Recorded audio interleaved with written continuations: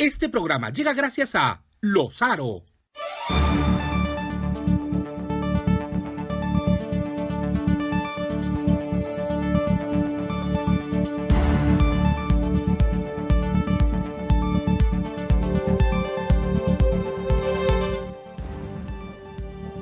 Buenos días, bienvenidos a Ya es Hora, soy Stephanie Morales. Domingo a domingo, nuestro equipo de producción lo que busca es que usted profundice en los temas que han ocurrido en la semana, que entendamos lo que está pasando en este momento en el ámbito político, porque un gobierno que todos esperábamos genere consensos, lo que ha generado en realidad es una crisis política nunca antes vista, lo que algunos inclusive están llamando una etapa que no existía, una crisis preministerial. Es increíble no solo lo que ha ocurrido con la designación de Guido Bellido como presidente del Consejo de Ministros, sino también con todo lo que ha ocurrido con este primer gabinete. Y por supuesto, entendemos que lo que está ocurriendo dentro del Parlamento en este momento es una serie de negociaciones, planteamientos de estrategias políticas que lo que buscan es ver de qué manera se puede sortear esta situación que consideramos ha generado crispación en un momento en el que nuestro país lo que necesita es pensar en cómo salir de la pandemia y de la crisis económica, no en generar más brechas, porque ya los peruanos estamos cansados de esto que ha sido una constante en la campaña. Pero lo que vamos a hacer primero es recordar no solo el mensaje del presidente Pedro Castillo, sino también todos los pequeños detalles ocurridos durante esta jornada del aniversario de la patria, que además es nuestro bicentenario. Tenemos una nota de Luis Sánchez. Juro por los pueblos del Perú, por un país sin corrupción y por una nueva constitución.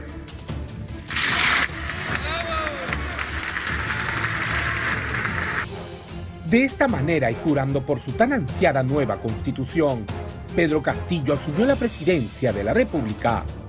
Un 28 de julio bastante particular, cargado de muchas expectativas, pero también de algunos sinsabores. Entrega la banda presidencial en estos momentos, lo va a poner en este estuche especial y será derivada inmediatamente a la Oficialía Mayor del Congreso de la República. Todo comenzó desde muy temprano.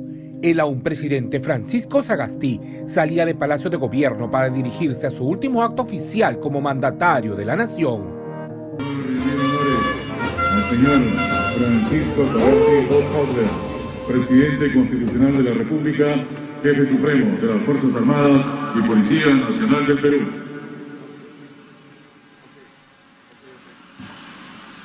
Permiso, señor presidente de la República. Nosotros, centralistas, nos retamos. ¡Proceda!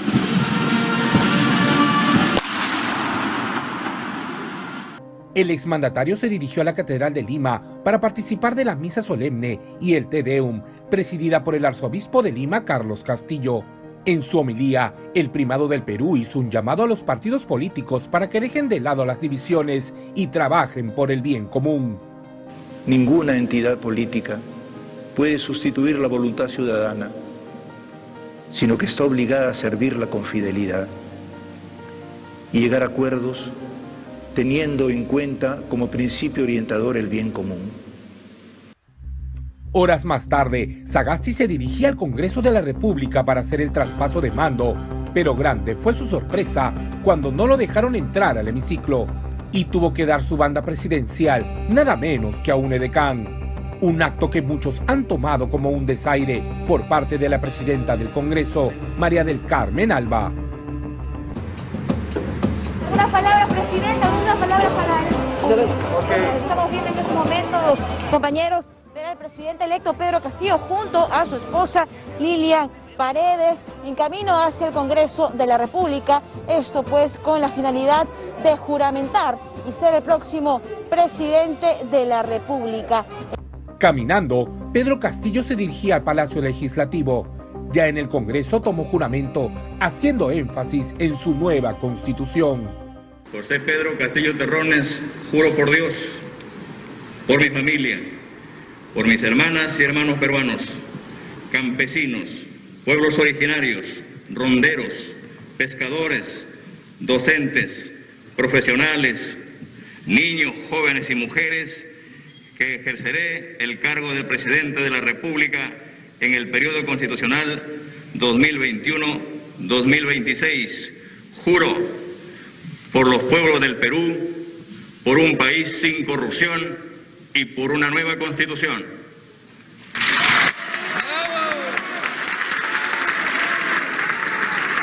Nuestra primera gran tarea es continuar la lucha contra la pandemia del COVID-19 que tanto ha golpeado a nuestro país. Nos toca gobernar en un momento de enorme gravedad para el Perú, pero debemos maximizar nuestro esfuerzo para alcanzar la vacunación de toda nuestra población en el menor tiempo posible.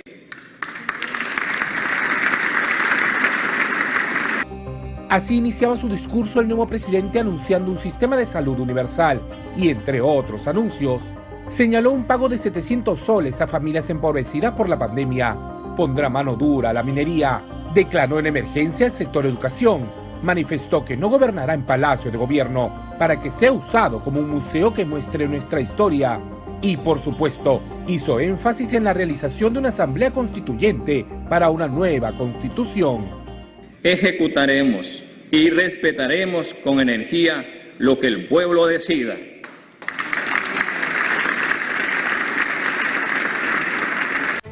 Terminado el discurso, llega la despedida y también un hecho muy criticado en las redes sociales sobre la presidenta del Congreso, debido a una supuesta mirada de desprecio que María del Carmen Alba hizo a Pedro Castillo al despedirse del hemiciclo.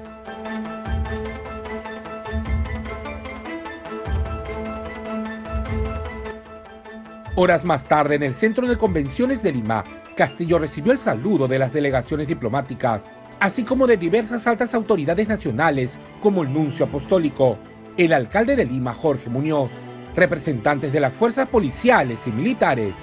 También fue saludado por diversos líderes, representantes de gremios y partidos políticos, entre ellos Verónica Mendoza, César Acuña, el alcalde de Puente Piedra y hasta Yané de Manuel. El nuevo presidente se dio incluso tiempo de tomarse alguna selfie para luego dirigir unas palabras. Acá tienen un gobierno que no los va a esperar en Palacio de Gobierno. Acá tienen un gobierno que no les va a esperar en el Ministerio de Economía. Acá tienen un gobierno que le va a visitar a la municipalidad. Acá tienen un gobierno que va a visitar a los empresarios. Y vamos a empezar también a visitar a los gremios en cada uno de los espacios. Por su esfuerzo, por su lucha de ustedes, estamos acá. Al día siguiente, Pedro Castillo viajó a la Pampa del Aquino en Ayacucho para juramentar de forma simbólica. En este suelo de Ayacucho se consolidó la independencia del Perú y de América. Y el cielo bajo el cual lucharon y murieron por un sueño es el que hoy nos acompaña. Desde ahí prometió sancionar a todo funcionario público que le robe al Estado. Y desde acá, desde este suelo peruano, convoco a todos los hombres y mujeres de la patria para que estemos vigilantes y ver de que los alcaldes, los gobernadores, los ministros y los congresistas se pongan a trabajar por el Perú y estemos vigilantes. Y seré el primero en sancionar a la autoridad que se roba un centavo a este pueblo peruano. Señor Guido Bellido Ugarte, juráis por Dios y estos santos evangelios desempeñar leal y fielmente el cargo de presidente del Consejo de Ministros que os confío. Por los más de 30 millones de hermanos, por la lucha contra la corrupción, por el trabajo para nuestro pueblo peruano. Ancha Munasca y Guayquipanaicuna, Ancha Yacaresca Guayquicuna, Cancún Azraico, sí, juro. La gran sorpresa del día fue designar como primer ministro al cuestionado congresista Guido Bellido, investigado por la Fiscalía por apología al terrorismo, tras manifestar públicamente su apoyo a Sendero Luminoso y homenajear a Edith Lagos, una sanguinaria senderista. Usted, Guido Bellido, se ratifica dándole el homenaje que le dio en junio del 2017 a Edith Lagos. Es una expresión asumiendo el derecho que tiene todo peruano de expresar. La homenaje. Edith Lagos es una senderista. ¿Estamos de acuerdo ahí?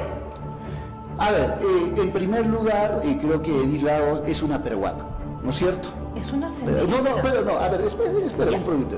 A ver, déjame terminar. Sí, es una peruana, en primer lugar, nacida en el país y ha tenido una postura, un planteamiento, ¿no es cierto?, en el proceso de nuestro país, como mucha gente. Corríjame, señor Guido Bellido, si Edith Lagos no fue una sanguinaria dirigente de Sendero Luminoso. Corríjame, por favor, mira, si estoy mal, que Edith Lagos formó parte de los inicios de Sendero Luminoso. Corríjame. A ver, en primer lugar, ¿ha sido una sanguinaria? Yo no sabía que era una sanguinaria, en primer lugar. Ahora Pedro Castillo tiene una gran responsabilidad sobre sus hombros: sacar al país de una grave crisis sanitaria, política y social. Podrá hacerlo con un primer ministro acusado de apología al terrorismo.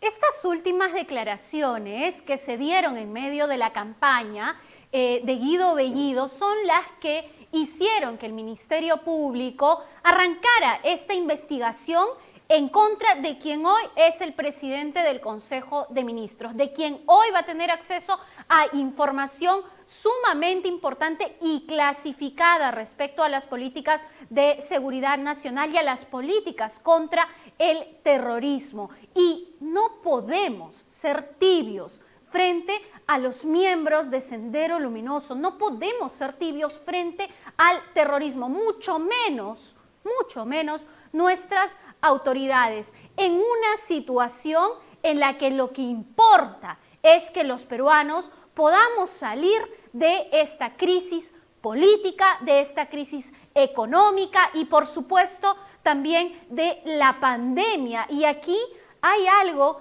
que deja un sinsabor muy grande. Vamos a conversar precisamente con Eduardo Salguana, él es congresista, actual congresista de la República, vocero de APP y se encuentra con nosotros. Congresista Salguana, muchas gracias por estar aquí en Ya es Hora.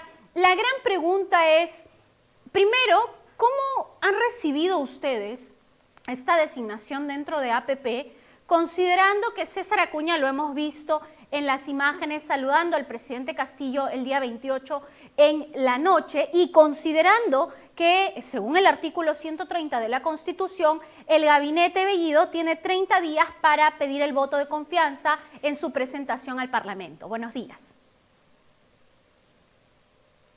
Congresista, si puede activar su micrófono, por favor, para poder escucharlo.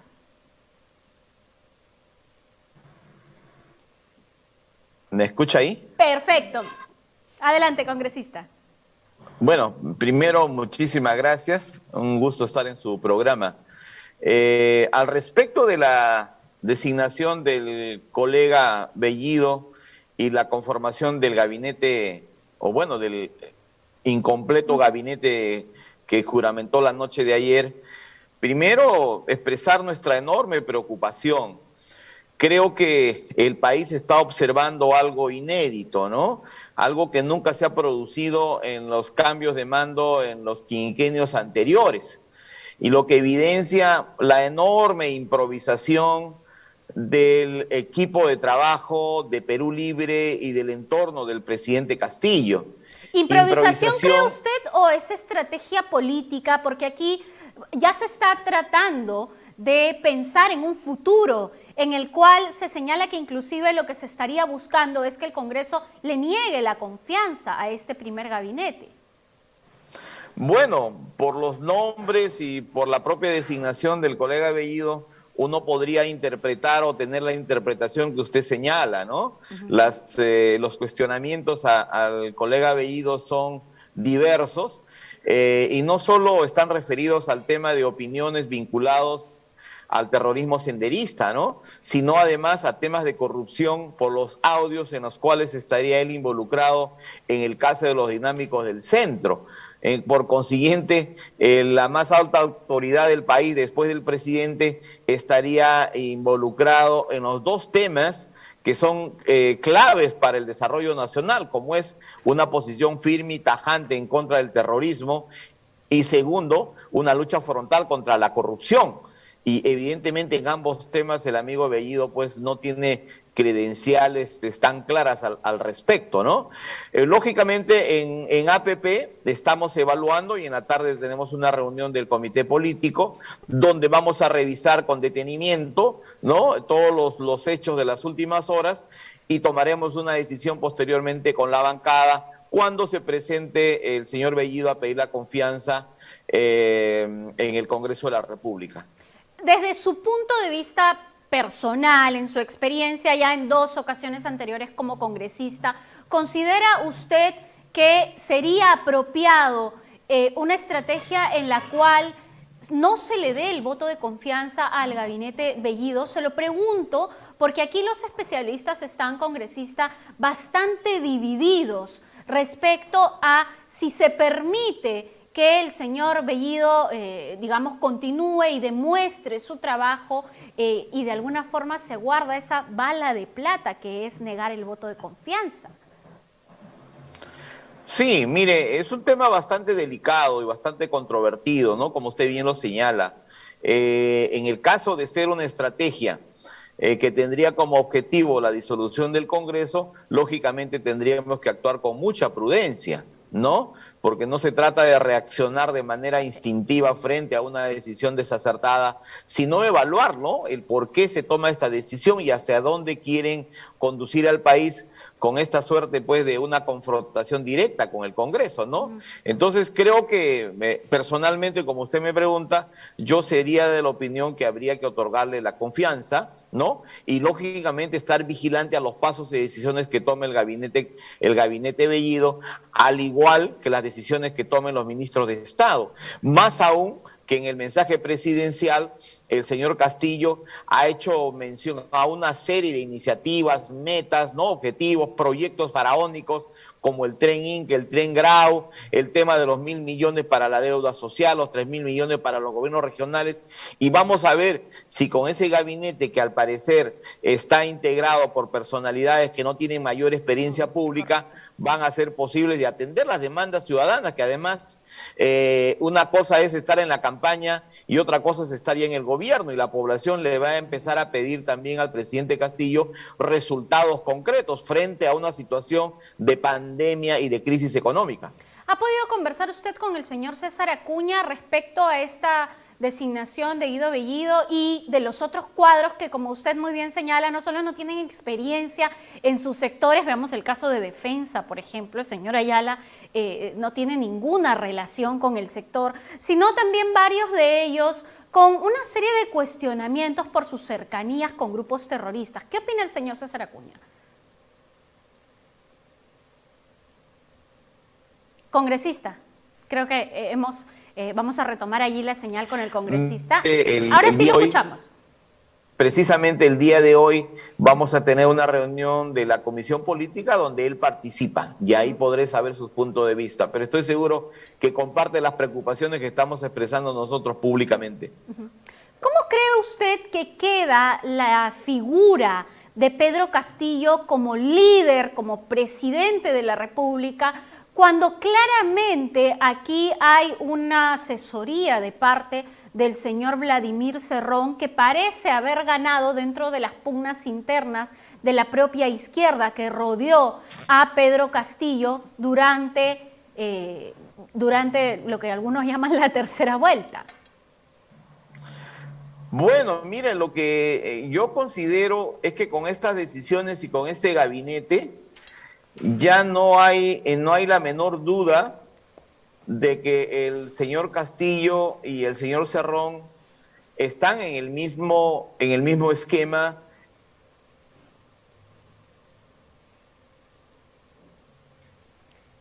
Bien, parece que estamos teniendo un problema de conexión por el congresista. Vamos a ver si podemos por el tema solucionar la político conexión. electoral.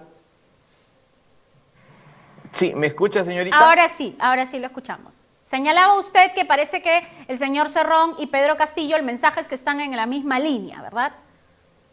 Sí, yo lo que creo es que están en la misma línea, comparten los mismos objetivos y forman parte de la misma estrategia política. En la campaña electoral trataron de diferenciarse, trataron de mostrar un discurso diferente, lo trataron hasta de portero al señor Cerrón y lógicamente vemos ahora que ese portero comparte pues la mesa con quienes deciden, en este caso el gobierno, concretamente el gabinete ministerial, y más aún con la ausencia de Pedro Franque como ministro de Economía, a quien prácticamente utilizaron y abusaron de su buena fe cuando lo utilizaron para calmar a los agentes económicos y dar una imagen de moderación.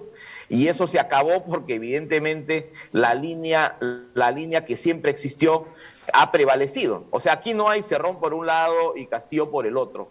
Son lo mismo y forman parte de la misma estrategia que escondieron al país, ¿no? En todo caso, necesitamos estar atentos para que la fuerza democrática tengamos una posición unitaria, ¿no? Que recoja las exigencias del país, que en este momento es atender los temas prioritarios de salud, de educación, de economía. Esos son los temas que deberíamos estar discutiendo, debatiendo, acercándonos con el Poder Ejecutivo, pero lamentablemente creo que el presidente Castillo no está escuchando, ¿no?, ni el olor, ni el sabor, ni el color del pueblo que le pide otra cosa.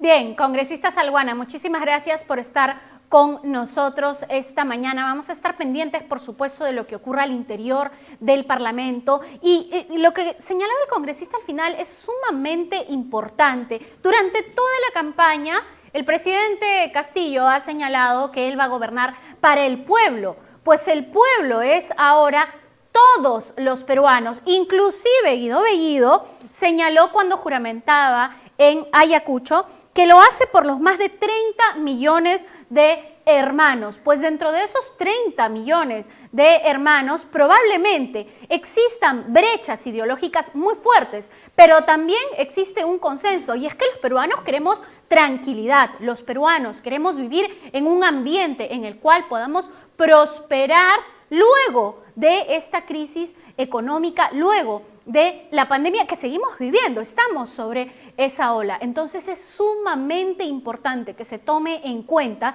que hay un muy gran sector que está en contra de estas claras provocaciones de un gobierno que luna de miel parece que no va a tener para nada. Hacemos una breve pausa en Ya es Hora, pero usted no se puede mover. Vamos a regresar analizando no solo el perfil de Pedro Castillo, sino también analizando cuál debería ser la postura de la oposición y de la derecha, que también llega bastante perjudicada a esta situación de crisis ministerial o preministerial. Pero antes tengo que agradecer a Isique, que me tiene lista todos los domingos para el programa. Si usted quiere atenderse con todas las medidas de bioseguridad, aquí están los números de WhatsApp para que pueda sacar su cita. Muchísimas gracias a Isique. Y por supuesto también tengo que agradecer a Epimeleia, ropa materna hecha por manos 100% peruanas, que tiene los vestidos para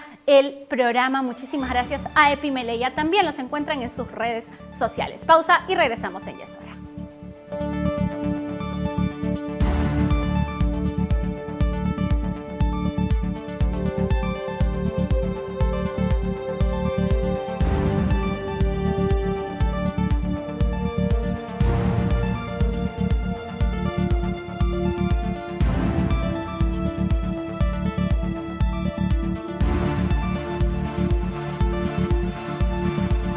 Dicen que somos un país pintoresco. Y es verdad, estamos llenos de colores. Y tu casa no debe ser la excepción. Dale vida a tu hogar con Pinturas Lozaro, 100% lavables y de perfecto acabado. Pinturas Lozaro, la calidad nos identifica. Encuéntranos en Ferreterías y Matizados.